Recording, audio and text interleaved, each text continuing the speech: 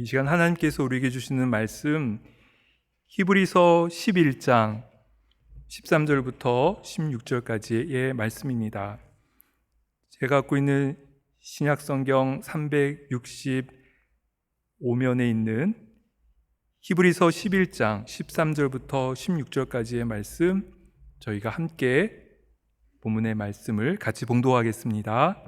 이 사람들은 다 믿음을 따라 죽었으며 약속을 받지 못하였으되 그것들을 멀리서 보고 환영하며 또 땅에서는 외국인과 나그네임을 증언하였으니 그들이 이같이 말하는 것은 자기들이 본향 찾는 자임을 나타냄이라.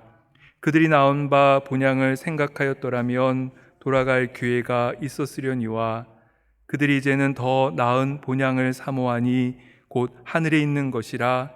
이러므로 하나님이 그들의 하나님이라 일컬음 받으심을 부끄러워하지 아니하시고 그들을 위하여 한 성을 예비하셨느니라. 아멘.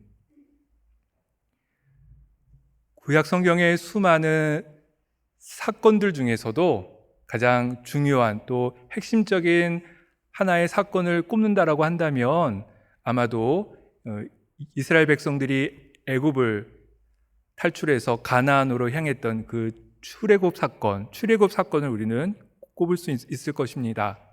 하나님의 전적인 은혜와 역사, 강권적인 역사 속에서 애굽을 탈출할 수 있었던 이 이스라엘 백성들이 이 사건을 통해서 그들이 자신이 누구인지 또 자신이 누구의 백성인지 그리고 자신들을 지키시고 보호하시는 분이 누구인지를 그들은 분명하게 경험하고 고백하게 됩니다.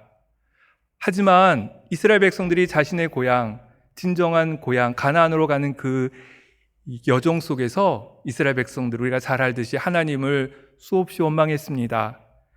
먹을 것이 없다고 하나님과 모세를 원망했을 뿐만이 아니라 그들 중에는 애굽으로 다시 그곳으로 돌아가자는 이야기를 하는 사람들조차도 있었습니다. 그들의 마음 가운데 하나님을 온전히 신뢰하지 못하고 그렇게 수많은 원망과 불평들을 그들은 끊임없이 쏟아냈던 것이지요. 하지만 우리 하나님 끝까지 긍휼을 베푸시는 중에 이스라엘 백성들을 인도하시고 가나안에 이르게 하셨던 것을 우리가 잘 알고 있습니다. 근데 왜 하나님은 이스라엘 백성들을 자기의 백성 삼으신 것입니까? 왜 하나님은 이처럼 원망하고 불평하며 하나님의 하신 일들을 인정하지 않는 그들 이스라엘 백성들을 끝까지 인도함으로 가나안으로 그들에게 이르게 하셨던 것입니까? 신명기 7장은 그 이유를 우리에게 이렇게 설명해 주고 있습니다. 너는 여호와 내 하나님의 성민이라. 내 하나님 여호와께서 지상 만민 중에서 너를 자기 기업의 백성으로 택하셨나니 여호와께서 너희를 기뻐하고 너희를 택하심은 너희가 다른 민족보다 수요가 많기 때문이 아니라 너희가 오히려 모든 민족 중에 가장 적으니라. 여호와께서 다만 너희를 사랑하심으로 말미암아 또 너희의 조상들에게 하신 맹세를 지키려 하심으로 말미암아 자기의 권능의 손으로 너희를 인도하여 내시되 너희를 그 종되었던 집에서 애굽 왕 바로의 손에서 속량하셨느니라. 그들이 수요가 많아서 하나님이 그들을 택하신 것이 아니었음을, 그들이 뛰어나고 무엇인가 특별한 것이 있어서 그들을 하나님의 백성 삼으시고 그들을 애굽에서 출애굽하게 하셨으며 가나안으로 인도하게 하신 것이 아님을 성경은 분명히 기록을 하지요. 그 이유는 오직 하나님의 사랑이었다 우리에게 밝히고 있습니다. 하나님의 은혜였다 분명하게 말씀합니다. 자신의 약속에 끝까지 신실하신 하나님의 신실하심이 그처럼 원망하고 불평한 이스라엘 백성들을 자기 백성 삼으셨을 뿐만이 아니라 가나안으로까지 인도하신 그러한 하나님의 깊은 이유가 있었음을 오늘 분명히 우리에게 가르쳐주고 있는 것이지요. 신약성경에서 바울은 안디옥에서 설교할 때 이야기를 다시 언급합니다. 이스라엘 백성들이 그들이 나그네이고 그럼에도 불구하고 왜 하나님이 그들을 자기 백성 삼으셨는지 바울은 이렇게 이야기하고 있습니다. 이 이스라엘 백성의 하나님이 우리 조상들을 택하시고 애굽 땅에서 나그네 된 그 백성을 높여 큰 권능으로 인도하여 내사. 하나님은 약한 자를 택하여 강한 자를 부끄럽게 하려 하시고, 또 미련한 자를 택하서 지혜로운 자를 부끄럽게 하시며, 천하고 멸시받고 없는 자를 택하셔서 있는 자들을 부끄럽게 하려 하시는 분이신데, 하나님은 그 이유로 이스라엘 백성들을 택하셨다. 그들이 부족하고 허물이 많고 또 적은 수요이며 가진 것이 없지만, 그럼에도 그들을 택하셔서 하나님의 백성 삼으시고 하나님의 자녀 삼으시며 하나님이 보호하시고 그들의 가는 길을 끝까지 지키시고 인도하셨다. 또한 바울은 안디옥에서의 설교를 통해 그것을 이야기하고 있습니다. 앞서 봤던 신명기의 말씀과 같은 것을 우리에게 알려주고 있는 것이지요. 그러하기에 아무도 하나님 앞에서 자랑할 것이 없음을 우리는 분명히 압니다. 어느 누구도 하나님 앞에서 자기 의를 이야기할 수 없는 것임을 우리는 분명히 알지요. 이처럼 하나님은 하나님을 알지 못하는 이들, 또 하나님을 알지 못하는 이 세상에서 하나님께서 택하시고 부르셔서 자기의 백성 삼으셨습니다. 그리고 그들에게 너는 나의 백성이다, 너는 나의 자녀다, 그렇게 말씀하시지요. 뿐만 아니라 하나님을 거역하고 다시 세상으로 돌아간 그들도 하나님께서는 다시 부르시고 다시 품으시고 그들에게 너는 나의 백성이다, 너는 나의 자녀다 말씀하시며 그들을 지키시는 하나님인 것을 우리는 분명히 성경 말씀을 통해서 보게 되고 또 알고 있습니다. 이스라엘 백성들을 출애굽시키신 그 모든 여정이 또한 우리에게 이것을 아주 분명하게 가르쳐주고 있는 것이지요. 이제 이들 하나님의 백성, 하나님의 자녀의 사명은 분명합니다. 자기 이야기를 하게 하는 것이 아닙니다. 그처럼 은혜를 베푸시고 구원을 베푸시며 큰 능력을 행하셨던 하나님, 그 하나님을 찬양하고 증거하는 것, 그것이 택함받은 하나님의 자녀의 소명인 것을 우리는 분명히 알게 되지요. 하나님이 이루신 일을 선포하는 것, 하나님이 이루신 일들을 증거하는 것이 우리가 앞으로 살아가야 될 삶의 이유이며 또한 소명인 것을 잊지 않게 됩니다. 그래서 베드로전서 2장 9절은 우리에게 이렇게 말씀하고 있습니다. 그러나 너희는 택하신 족속이요 왕같은 제사장들이요 거룩한 나라요 그의 소유된 백성이니 이는 너희를 어두운 데서 불러내어 그의 기이한 빛에 들어가게 하신 이의 아름다운 덕을 선전하게 하려 하심이라. 우리가 택하신 족속이 된 것, 왕 같은 제사장이 된 것, 하나님의 소유가 되며 그분의 자녀이고 백성이 된 것, 하나님의 전적인 은혜로 된 것이기에 이제 우리가 이 세상을 살아가는 이유는 그것을 선전하고 증거하며 또한 온전히 선포하는 그것에 있음을 이 성경 말씀이 우리에게 분명하게 알려주고 있습니다. 아프리카에서 평생 동안 귀한 선교의 사명을 감당했던 리빙스턴 선교사를 우리가 잘 아시지요. 그는 아프리카에서 한 16년이라는 긴 시간 동안 그렇게 사역하는 과정 중에 잠시 자신의 고향인 스코틀랜드를 방문할 기회가 있었습니다. 어느 한 대학의 초청을 받아 그곳에서 강의를 하게 되었는데, 이렇게 강의를 하기 위해서 강대상 앞에 섰던 리빙스턴의 모습은 참 보기 안쓰러운 그러한 모습이었습니다. 한쪽 팔은 사자의 공격을 받아서 거의 쓰기 어려운 그러한 형편이었죠. 또 수차례 열대병으로 앓고 있던 그의 온 몸에는 그러한 병을 앓은 흔적들이 그대로 보였습니다. 그와 함께 일했던 많은 사람들이 그를 배신하고 떠나기도 했고, 또 그가 신뢰하며 믿던 사람들이 오히려 그를 공격하는 그러한 고달픈 선교의 삶의 시간들, 그의 그을린 얼굴과 또 깊이 패인 주름을 안고 이 강대상 앞에 섰을 때 그 자리에 모였던 많은 학생들, 정말 이 사람은 특별한 사람이구나, 평범한 사람이 아니구나 하는 것들을 생각하는 중에 이 강의 가운데는 아주 깊은 침묵이 가득했다고 합니다. 그때 리빙스턴 이 질문과 함께 자신의 강연을 시작했습니다. 내 나그네의 삶이 가져다준 외로움과 고통과 어려움 속에서 나를 붙들어준 힘이 무엇인지 아십니까? 내 나그네의 삶, 그 외로움과 고통과 어려움이 가득했던 그 삶에 나에게 힘을 주었던 것이 무엇인지 아십니까? 이 질문으로부터 시작했던 리빙스턴의 강의는 바로 이러한 답변으로 이어졌습니다. 그것은 하나님의 약속이었습니다. 가장 고결한 영광을 지닌 귀하신 분의 보라 내가 세상 끝날까지 항상 너희와 함께 있을 것이다 하신 바로 그 약속이었습니다. 그 약속이 저를 붙들어준 유일한 힘이었습니다. 그렇게 학생들한테 이야기를 해줬다고 합니다. 리빙스턴이 하나님의 부르심을 받아 이 세상을 떠나게 되었을 때 그는 자신의 침대에 기댄 모습으로 겸손히 기도하는 모습 가운데 그렇게 사람들에게 발견됐다고 합니다.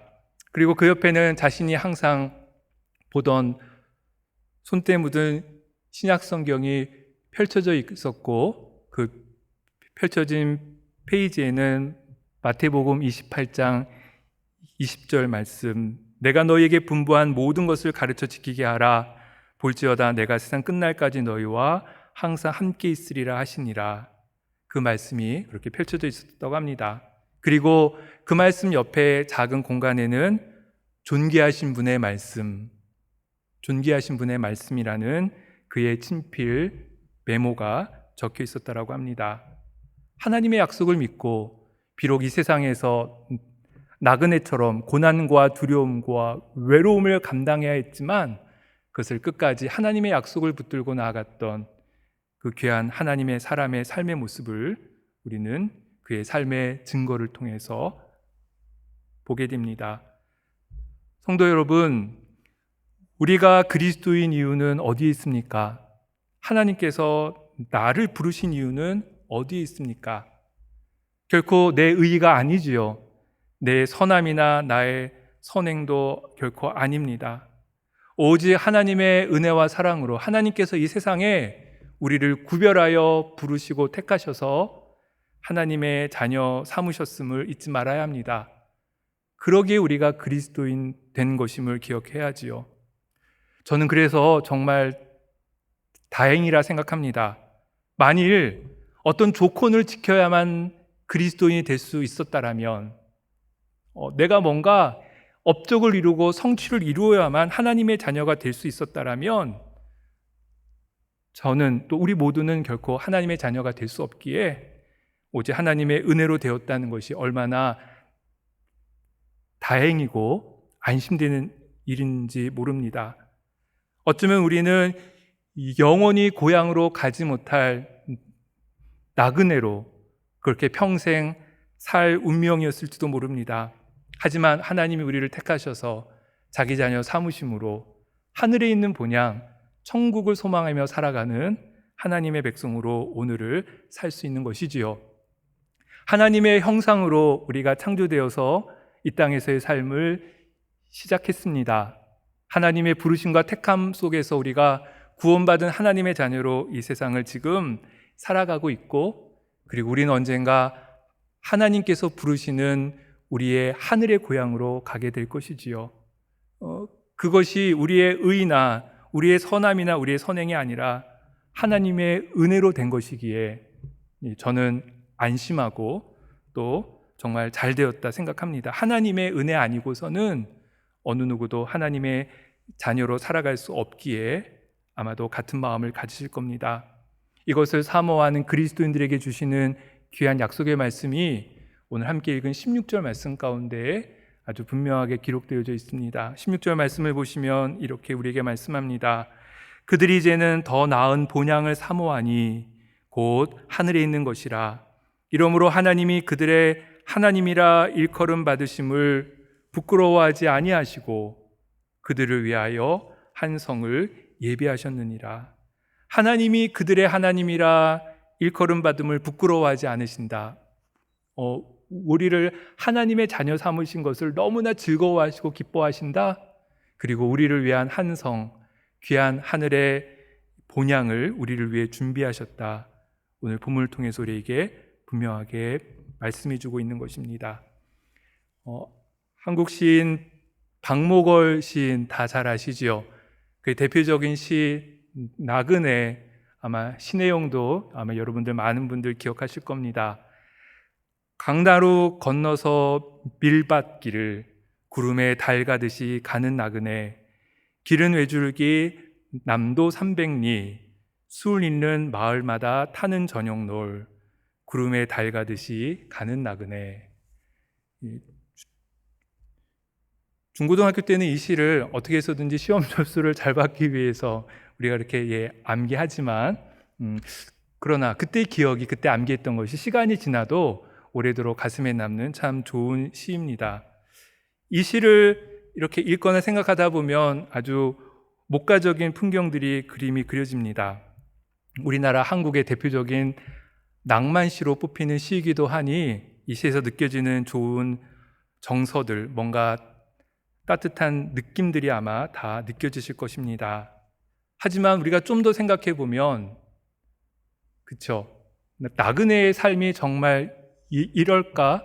우리가 궁금증 또한 같이 갖게 됩니다. 나그네의 삶이란 어떤 겁니까? 자신의 고향을 떠나 지금 낯선 곳에서 시간을 보내고 있는 그러한 사람이지요. 언제 고향으로 갈 수 있을지 확신이 없이 오늘 하루하루를 보내고 있는 사람, 그들이 나그네입니다. 그러기에 나그네의 삶이란 근본적으로 두려움이 가득한 삶입니다. 언제 무슨 일이 벌어질지 모르는 불안 가운데 살아가는 삶이 나그네의 삶이죠. 어느 누구도 그와 가까이 하려 하지 않습니다. 외로움으로 충만한 삶, 그 삶이 이 나그네의 삶 아니겠습니까? 아마도 대표적인 나그네를 꼽자면 우리가 외국인을 꼽을 것 같습니다. 네, 우리나라에도 이미 많은 외국인들이 있는데요. 통계를 봤더니 한국에 거주하는 외국인만 200만 명이 넘는다라고 합니다. 그리고 근로자로 연말 정산을 공식적으로 하는 근로자만 50만 명이 넘는다고 하니 우리 주변에 나그네, 외국인, 낯선 사람과 함께 살아간다는 것이 결코 어색한 일이 아님을 생각해 보게 됩니다. 그분들은 우리나라에 온 이유들이 아마 여러 가지가 있겠죠. 가장 대표적인 것은 아마 경제적인 문제일 겁니다. 그래서 한국 사람들, 우리나라 사람들이 잘 하지 않으려는 일들에 그런 곳곳에서 아주 열심히 일을 해서 돈을 벌고 그 돈의 대부분을 자기 고향이 있는, 자기 가족이 있는 그곳으로 보낸다라고 합니다. 그들은 항상 생각합니다. 고향으로 다시 갈 그날, 고향으로 가서 가족들과 다시 만날, 다시 재회할 그날만 생각하며 오늘 지금의 어려움들을 이기고 버틴다라고 이야기를 하지요. 그처럼 나그네의 삶이라는 것, 고향을 그리워한다는 것은 쉬운 일이 아닙니다. 좀 감당해야 될 일들이 있고 혼자 버텨야 될 어려움들이 있는 것이지요. 우리가 고향하면 보통 태어난 곳을 생각하지 않습니까? 좀 더 넓은 의미로는 우리 속 마음속 깊숙이 간직하고 있는 그리고 정든 곳, 우리는 그곳을 고향이라 이야기를 합니다. 요즘은 사회가 많이 도시화돼서 아마도 이사를 자주 하다 보니 고향이라는 의미가 많이 작아진 것 같습니다. 그래도 어린 시절이나 과거에 시골, 부모님이 계신 그곳에서 함께 시간을 보냈던 그러한 분들의 마음 가운데는 고향에 대한 애착도 있고 고향에 대한 추억도 있습니다. 그래서 명절이 되면 차가 꽉꽉 막히는 것을 알면서도 굳이 그곳을 가게 되는 이유가 거기 있겠죠. 한참 전이었는데 같은 또래 친구들 중에서 그런 이야기를 하는 친구의 이야기를 듣고 한편에서는 깜짝 놀라기도 했고 또 부러웠던 경험을 한 적이 있었습니다. 자기는 이제 모든 일을 은퇴하면은 자기 고향으로 갈 거란 이야기를 하는 것이죠. 그 친구의 고향은 경상도 밀양이었는데 이제 자기가 하던 일을 다 끝마치면 자기는 고향으로 가서 시간을 보낼 거라고, 또 자기 고향 친구들도 다 비슷한 이야기를 해서 후에 우리 다시 다 만나서 거기서 즐거운 시간을 보내자는 이야기를 하는 것을 들었을 때 되게 한편에서는 부러운 마음이 들기도 했습니다. 또 한편에서는 저는 꼭 고향이 없는 사람인 것처럼, 고향 없이 이 세상에 태어난 사람은 아닌가? 그런 생각도 얼핏 한 적이 있었습니다. 우리가 고향을 생각하면 그처럼 언젠가 우리가 갈 곳, 뭔가 쉼이 있는 곳, 언제든지 가족 우리를 기꺼이 받아주고 기쁘게 영접해 줄 곳, 그곳으로 우리는 보통 고향을 생각하지요. 실패했을 때에도, 또 방황하거나 번민 있을 때도 그곳에 가면 언제든지 다시 시작할 수 있는 곳으로 우리는 고향을 생각합니다. 아마도 그 이유는 우리가 거기서 태어났기 때문이고, 더 큰 의미는 아마도 그곳에 부모님이 계시기 때문에 그런 생각을 하게 되는 것이겠지요. 아마 부모님이 없는 고향, 부모님이 계시지 않는 고향이라면 아마 그만큼 고향에 대한 절실한 마음, 간절한 마음이 아마 없지 않을까 생각해 보게 됩니다. 과거에는 평생 자기가 태어난 곳에서 그렇게 살다가 죽어서 그곳에 무덤도 있었기에 그곳이 자기의 삶의 공간이었습니다. 그래서 고향을 찾는다는 것, 그것은 부모님을 만난다는 것이고, 그것은 또 다른 의미로는 조상의 무덤을 찾는다라는 의미도 같이 있었죠. 고인을 기억한다라는 그러한 의미가 있었습니다. 하지만 오늘 시대에는 그렇지 않은 것 같습니다. 중요한 것은 고향에 부모님이 계시느냐 안 계시느냐, 거기에 따라서 우리 고향에 대해서 느껴지는 의미가 많이 틀려지는 것들을 생각해 보게 됩니다. 오늘 함께 읽은 이 히브리서의 말씀, 이것은 유대인 그리스도인들에게 주시는 하나님의 말씀이며 귀한 편지입니다. 그들 유대인 그리스도인, 그들은 예수 그리스도를 믿는다는 이유만으로 수많은 박해와 어려움을 겪고 있었습니다. 그들은 같은 동족 유대인으로부터도 배척을 당하기도 했을 뿐만이 아니라 경제적인 것에 있어서도 많은 손해들을 감수하며 또한 경험해야만 했습니다. 오직 예수 그리스도를 믿는다는 이유만으로 그들은 핍박을 받기도 했고, 어떤 경우에는 순교의 위험에 그렇게 처하기도 했었습니다. 같은 민족의 사람들이 있지만 그들은 그 가운데서도 이방인처럼 취급을 받았을 뿐만이 아니라 나그네로서의 삶을 그들은 살아야만 했습니다. 그래서 우리가 읽었던 이 히브리서 전체의 말씀은 그들을 향해 오직 예수 그리스도를 바라봄으로 이 고난의 순간을 잘 감당할 것을 그렇게 권면하고 있습니다. 귀한 믿음의 선진들, 믿음의 조상들, 그들이 나그네처럼 이방인처럼 고난을 당하며 힘든 삶을 살지만 하나님을 믿는 믿음으로 그것들을 이겼던 것처럼 너희들도 지금 이 위기의 순간들을 하나님 믿는 믿음으로, 예수 그리스도와 함께하는 믿음으로 극복하며 잘 이겨낼 것을 권면하며 쓰여진 이 편지가 바로 이 히브리서의 말씀입니다.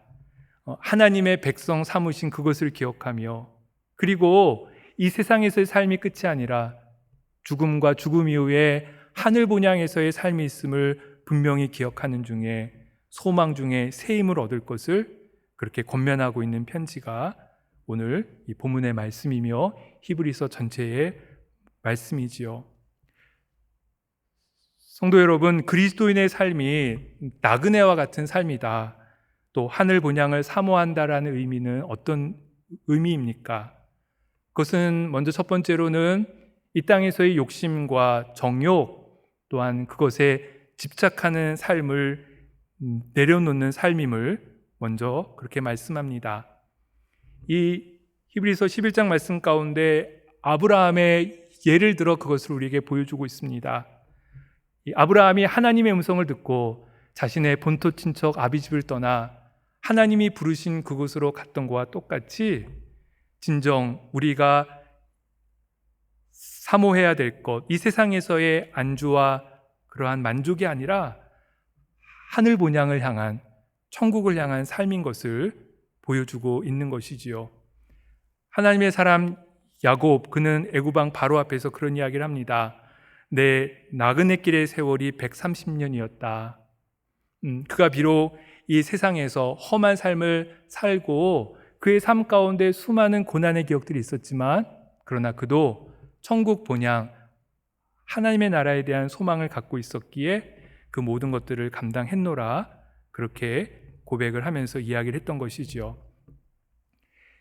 개인적으로 에덴 낙원에서의 여러 가지 경험들과 일들이 이 의미들을 다시금 깊이 생각할 수 있는 아주 특별한 시간이 될 수 있었습니다.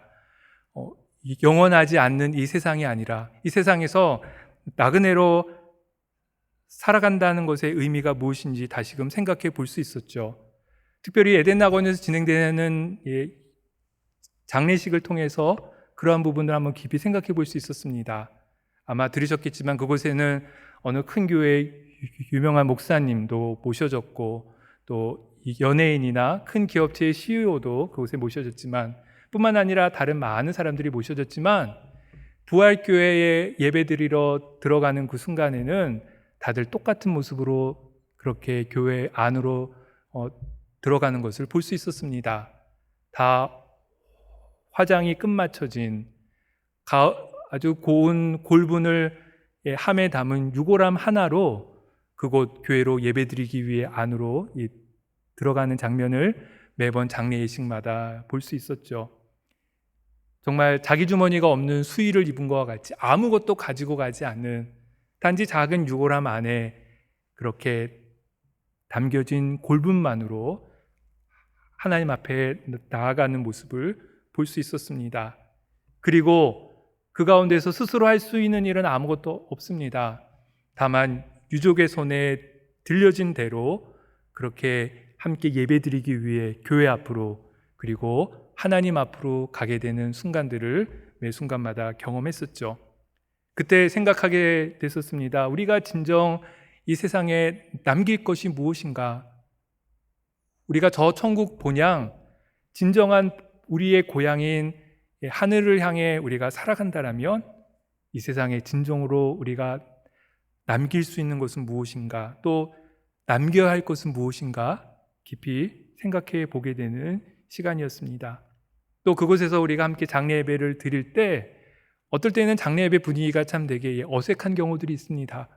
장례를 진행하는 중에 자녀가 서로 갈등하는 경우, 또 가족끼리 같은 종교가 아닌 경우 우리가 예배를 드리지만 함께 한 마음으로 예배드리지 못하는 경우들도 종종 경험할 수 있었죠. 그때마다 또 다시 생각하게 됐습니다. 이 세상을 살아갈 때 어떻게 살아야 하는가? 그리고 고인의 삶이 어떠했는지, 그리고 나는 어떻게 살아야 하는지 깊이 생각해 보는 그러한 시간이었죠.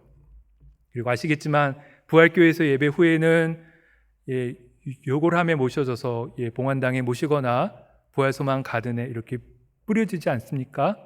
거기에는 성경 글귀가 있죠. 너희는 흙으로 왔으니 흙으로 돌아갈 것이다. 창세기 3장 19절의 말씀입니다. 우리의 본래 모습이 어디 있는지, 우리가 소망하며 생각해야 될 그곳이 어디 있는지 깊이 생각해 보는 순간이 바로 그 순간이었습니다.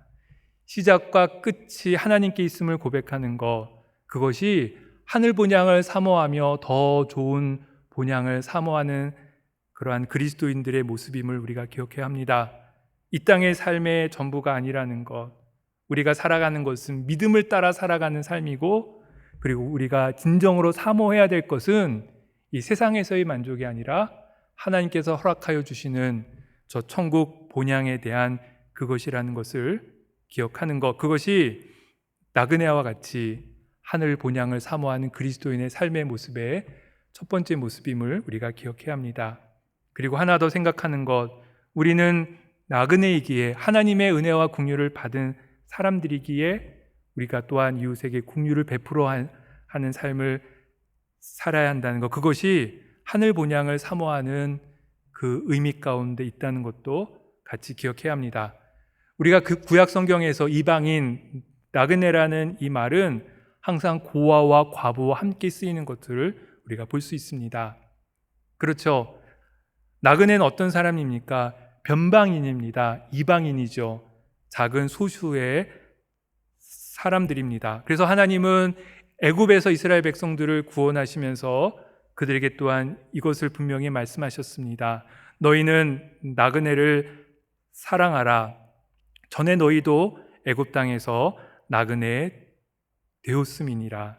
너희가 애굽에서 나그네로 살던 그때를 기억하며 이제 하나님께서 주시는 자유를 얻었지만 그러나 자유인이면서 더불어 나그네를 돌볼 것을, 자유인임에도 불구하고 스스로 그 자유를 제한하는 존재로 살 것을 그렇게 우리에게 말씀하셨던 것입니다. 하나님이 모든 만물의 주인이심을, 그리고 하나님은 사람의 외모가 아니라 하나님의 은혜로 그들을 택하심을, 그러기에 하나님 앞에서는 겸손하며 그분을 경외하고 그리고 이웃과 더불어 함께해야 할 것임을, 그리스도인의 삶이 나그네와 같은 삶이다, 하늘 본향을 사모하는 삶이다라는 그 의미 가운데서 우리에게 주시고 있는 하나님의 말씀임을 우리가 꼭 기억해야 할 것입니다. 우리가 창세기의 말씀을 보면 창세기에 등장하는 많은 사람들 중에 한 가지 공통점에 관심을 갖게 됩니다. 그것은 우리 믿음의 조상들이 죽기에 앞서서 항상 자신이 죽은 후에 자신의 고향 가나안으로 옮겨갈 것에 대해서 부탁했던 것을 하나의 공통점으로 우리가 발견할 수 있습니다. 아브라함이 그러했지요. 아브라함. 근데 사실 그의 고향은 가나안이 아니죠. 그가 태어난 곳을 고향이라 생각한다면 그의 고향은 갈대아와 우루, 메소포타미아였을 것입니다. 하지만 그는 자기가 죽은 후에 그곳으로 자기를 가게 할 것이 아니라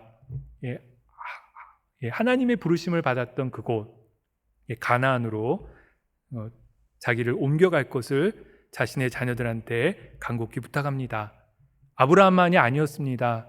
그의 아들이었던 이삭, 그리고 야곱, 요셉까지, 특별히 야곱과 요셉은 애굽에서 죽었을 때 자신을 꼭 가나안에 옮겨갈 것을 그렇게 자기의 자녀들한테 유언으로 간곡히 부탁합니다. 그들 모두는 자신의 눈으로 직접 하늘 본향, 하나님께서 보여주시는 그 천국을 보진 못했지만 그들은 예수 그리스도 안에서 우리에게 주어질 귀한 약속을 그들은 기억하며 환영했기에 그러한 부탁을 했던 것이지요. 그 가나안이라는 것, 본향이라는 것, 그것은 어느 한 지역, 어느 한 지점을 가리키는 것이 아니라 하나님과 함께하는 그곳, 내가 하나님의 백성이라는 것을 깨닫고 하나님이 나에게 너는 나의 자녀이고 백성이라는 것을 들려주시는 그 음성, 거기에 자기가 사모해야 될 본향이 있었기에 그들은 항상 가나안에 소망을 두고 그곳으로 자신이 죽은 후에도 옮겨가기를 간절히 원했던 것입니다. 오늘 함께 읽은 13절 말씀에 보면 이와 같은 말씀이 있습니다. 이 사람들은 다 믿음을 따라 죽었으며 약속을 받지 못하였으되 그것을 멀리서 보고 환영하며 또 땅에서는 외국인과 나그네임을 증언하였으니, 그들은 예수 그리스도에 대한 약속을 확실히 받진 않았지만 그러나 그 그림 가운데 그것을 분명히 알았기에 그 본향을 사모했노라고. 예수 그리스도께서 보여주실 더 큰 본향, 더 나은 본향에 대한 사모하는 마음이 있었기에 그들이 나그네에서의 삶 속에서도 그들은 승리할 수 있는 비결이었노라고 오늘 본문은 우리에게 가르쳐주고 있는 것입니다. 예수님의 비유의 말씀, 두 아들에 대한 비유의 말씀을 우리가 주목해 볼 부분이 있습니다. 그것은 둘째 아들이 외국에서 자기 아버지 재산을 다 허비하며 허랑방탕하게 나그네로서의 삶을 살고 있을 때 그 둘째 아들이 생각했던 것은 자신의 고향이었죠. 그가 굶주리며 배고픔에 지쳐 힘든 상황 가운데 그가 생각했던 것은 그의 고향, 더 정확히는 아버지가 계신 고향. 그는 어쩌면 고향이 아니라 그의 아버지를 생각했던 것입니다. 부유하신 자기 아버지, 또 내가 언제든지 가면 나를 받아줄 것에 대한 믿음, 확신이 있었던 그의 아버지의 믿음이 있었기에 그는 그렇게 처참히 망가지고 나그네로서 어려운 삶 중에 고향을 생각할 수 있었고 그는 고향으로 가게 되지요. 그가 갖고 있던 믿음은 또한 옳았습니다. 그가 고향에 갔을 때 아버지는 이미 그의 아들을 기다리고 있었습니다. 그리고 아들을 맞이하며 그의 아들의 신분을 다시금 회복시켜 줍니다. 그는 거기서 진정한 자신의 고향을 경험합니다. 그 아버지의 보호를 경험하지요. 고향에 계셨던 아버지, 그 아버지로 인해서 이 예수님의 비유에 등장하는 둘째 아들은 온전히 자신의 삶을 회복하게 되는 것을 보게 됩니다. 우리가 사모하는 천국 본향도 바로 그것이지요. 그곳이 어떠한 곳이든지 그곳은 바로 중요한 것은 하나님이 계시고 우리를 긍휼히 여기시며 언제든지 품으시고 보호하시고 도우시는 우리 하나님이 계신 그곳에 대한 소망이 우리를 더 나은 본향, 하늘 본향으로 우리를 인도하는 것입니다. 어느 큰 석유 사업가가 자신의 교회 목사님을 자신의 집으로 초청을 해서 같이 식사 대접을 다 끝낸 이후에 정말 자신이 정말 부자라는 것을 한번 목사님한테 보여주고 싶어서 자신의 집 옥상으로 올라갔습니다. 그러면서 저 앞에 보이는 수많은 유전탑을 가리키며 그 목사님께 이렇게 이야기를 했지요. 목사님, 저것이 다 제 겁니다. 저는 25년 전에 맨손으로 이 나라에 왔지만 저렇게 많은 유전탑을 가지게 되었습니다. 그의 자랑은 그것으로 끝이지 않았습니다. 그는 동쪽을 가리키며 동쪽에 있는 많은 가축대를 향해서 가리키면서 목사님께 또 이런 이야기를 하는 겁니다. 저것도 다 전부 제 겁니다. 지금 목사님이 보시는 저 모든 가축들이 다 제 겁니다. 그리고 이제 동쪽을 봤으니 이제 서쪽을 봐야겠지요. 또 서쪽을 가리키며 거기 있는 수많은 나무들, 원시림들을 가리키며 또 이런 자랑을 계속했습니다. 목사님, 저것도 모두 다 제 겁니다. 25년 전에 아무것도 없는 무일푼이었지만 저는 열심히 일해서 저축해 이 많은 것들을 얻게 되었습니다. 계속 그렇게 자랑을 했다라고 합니다. 그 이야기를 계속 듣고 있던 이 목사님, 이 부자의 어깨에 툭 손을 얹으며 그의 고개를 위 하늘을 향해 가리키게 한 후 이렇게 작은 소리로 이야기해 줬다고 합니다. 이보시오, 이 방향으로, 이 하늘 방향으로 혹시 가지고 있는 것은 무엇인가요?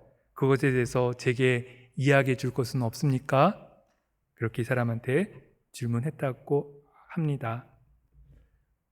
우리가 하나님의 백성으로 하나님의 은혜 받은 하나님의 자녀로 무엇을 구하며 무엇을 추구하며 살아가야 할지 우리가 깊이 생각해야 할 것입니다. 우리는 이 땅에 나그네로 존재한다는 것을 생각한다면 우리가 이 세상에 소망을 두는 것이 아니라 하나님께서 주시는 저 하늘 천국에 대한 소망을 두고 살아가는 것이 마땅한 것이지요. 하나님은 우리를 자기 자녀 삼으셔서 우리를 너는 나의 백성이다, 너는 나의 자녀다 그렇게 말씀하시기를 기뻐하신다 우리에게 말씀해 주고 계십니다. 그리고 우리를 위한 유업, 저 하늘 본향의 귀한 천국, 그리고 우리로 하여금 하늘 본향을 사모하며 살아갈 것을 우리에게 말씀해 주고 계시지요. 그런 사람에게 주시는 귀한 하나님의 약속의 말씀, 그 말씀이 우리가 함께 읽었던 본문의 말씀이고 또한 함께 읽었던 16절의 말씀이었습니다. 이러므로 하나님이 그들의 하나님이라 일컬음 받으심을 부끄러워하지 아니하시고 그들을 위하여 한 성을 예비하셨느니라. 우리 모두를 하나님의 자녀 삼으시고 그리고 우리를 위해 더 나은 본향, 하늘의 본향, 하나님이 예비하신 한 성을 예비하셨다는 이 말씀을 붙들고 오늘을 살아가는 우리의 삶의 모습이어야 될 것입니다. 거기에 그리스도인됨이 있고 그리스도인으로서 이 세상을 승리하는 삶의 비결이 바로 거기 있는 것이지요. 나를 하나님의 자녀로 삼으셨다는 것, 그리고 나는 하나님이 허락하여 주신 천국에 대한 분명한 약속을 갖고 오늘을 살고 있다는 것, 이 하나님의 약속을 붙드는 우리 모두의 모습이어야 할 것입니다. 우리 함께 기도하겠습니다.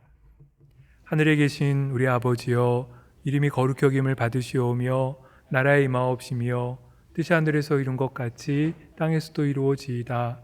오늘날 우리에게 일용할 양식을 주옵시고 우리가 우리에게 죄 지은 자를 사하여 준 것 같이 우리 죄를 사하여 주옵시고 우리를 시험에 들게 하지 다만 악에서 구하옵소서.